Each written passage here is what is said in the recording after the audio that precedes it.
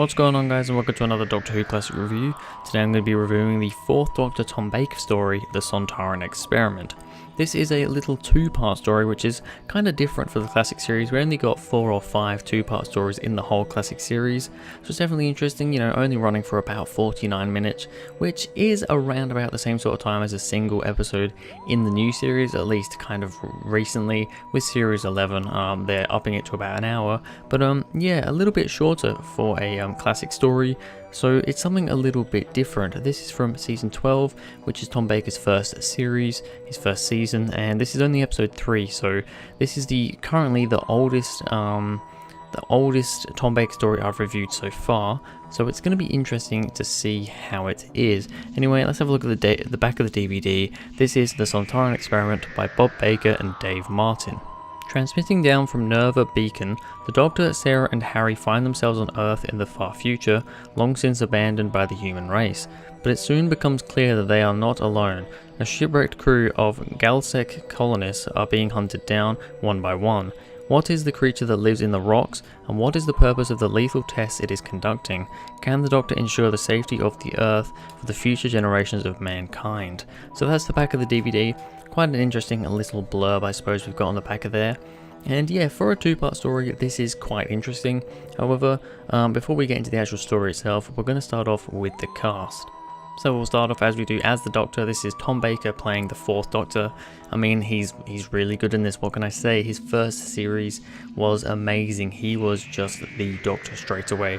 And he has some really funny parts in this, and one that really springs to mind is when he's talking to the Galsec people, and he's going on about clocks, and he's, I don't know, he's like, oh, grandfather clock, this clock, that clock. He's just talking about all different clocks. I thought it was a funny little tangent. It just kind of made me laugh a bit. It was just the way he was saying it, it really fits the 4th Doctor, really fits Tom Baker. Him just talking about clocks, that's literally something that I think is quite interesting, and it's something very Doctor-like, and I don't know, I just really like that. So yeah, Tom Baker is of course a very, very good. We also have Elizabeth Sladen as Sarah Jane Smith. I really do love Sarah Jane. She's such a good companion, probably my favourite in the classic series at the moment. Definitely the one I've seen the most of as well.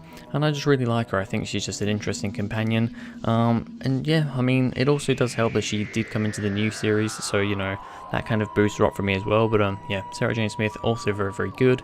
And then the other companion we also have is Ian Marter as Harry Sullivan. Once again, I talked about him in my Terror of the Zygons video. I'll talk about him in the future in other episodes, but I do also like Harry. Sucks that he didn't stick around for too long, but yeah, I do quite like him as a character. We then have Kevin Lindsay as Steyr the Marshal, who is the Sontaran in this story. Now, I can't remember off the top of my head. I have seen the Time Warrior before, which is the first Sontaran story. This is the second Sontaran story.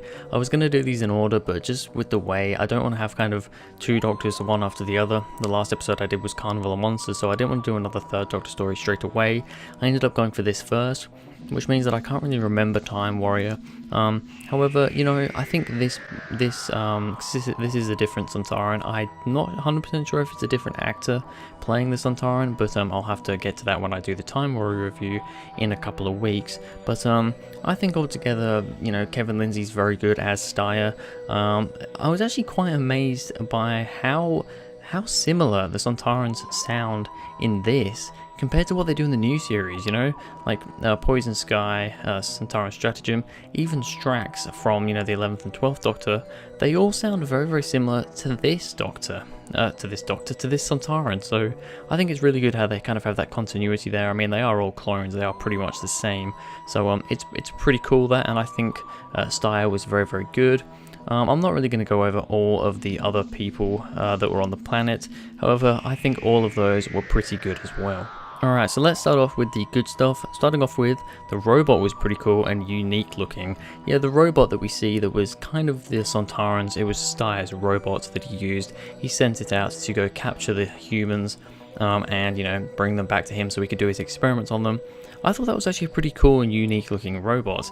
It wasn't just your standard looking robot, it looked a little bit different. I also liked the kind of grabby thing it had, where it kind of shot out a rope sort of thing which tied people up so that he could grab them and bring them back to Steyr. I thought that was a pretty damn cool robot, and yeah, I just really like that. The device that Sontaran uses on Sarah to make her see things is interesting. It was like almost like a little eye on the top of her head, and it made her see things. It made her see that snake. It made her see, you know, the rocks were like enclosing in on her or something. I thought that was a pretty cool little device, just something interesting there.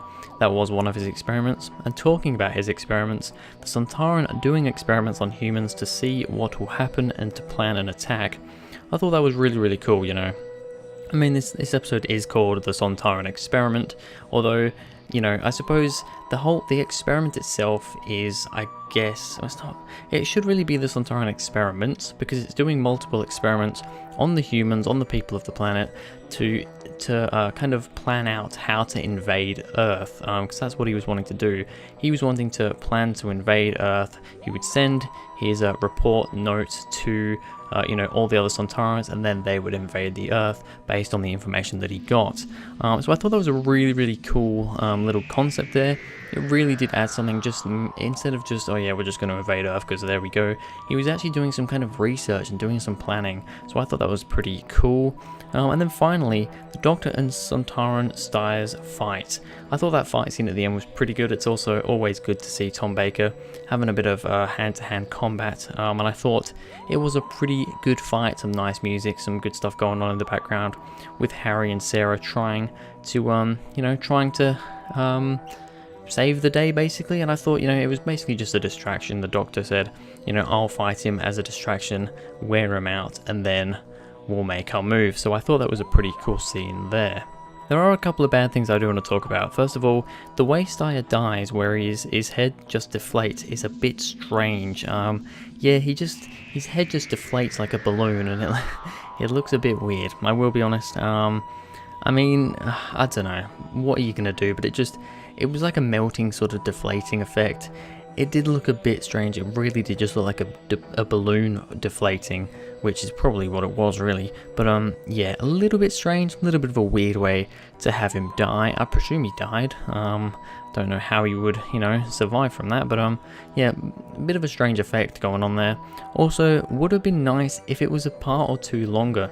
Now, this isn't saying that it really needed to be a part or two longer, because it didn't. I think, you know, I've only seen a couple of two-part stories, and to be honest, with the stuff that they've been going on with, you know, with like the Age of Destruction and stuff, and even the rescue, there's not a lot of stuff going on, so it worked for two-part, and that really is the same for this one. It does work for two-part. However, Sontaran doesn't actually appear until the very end of part 1, so we only really get to see him for one whole episode.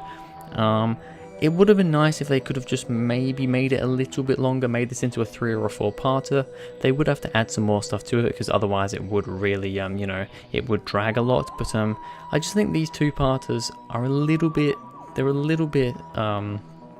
they're just not quite long enough. You know, I think for the new series it works okay being this sort of length, but I'm just so used to the classic series having these bigger episodes, these longer stories, that 2 parts really just doesn't feel like enough. So if it was 3, maybe 4 parts long, with some added stuff into it, which I think they could quite easily do, it would have been perhaps a little bit more engaging. But yeah, on the whole, I thought that Sontaran Experiment was actually a pretty decent story. I'm going to give it an 8 out of 10. I can't really give it too much more than that, because, you know, of the little things, the little niggles I have, you know, like Steyr when he dies being a bit weird, and also just being a bit too short in my opinion. Like I said though, the length of it with the information that's given and what's going on is perfectly fine. It just would have been nice to have it a little bit longer, maybe add a little bit of something in there, just to make it a bit more interesting. You know, having the Sontaran show up a little bit more. Yes, he is there for half the story, but, you know, the stuff that goes on in part 1 is interesting. It's just a shame that we don't actually get to see the Sontaran until pretty much all the way through episode 2. It would have been nice maybe if it was 3 parts long. We could have seen him come halfway through episode 2 and then all the way to the end. I don't know, but still, 8 out of 10, it was very enjoyable. But anyway, that's going to be it for this video, guys. Thank you very much for watching. If you enjoyed, please go ahead, like and subscribe, and I'll see you guys in the next video.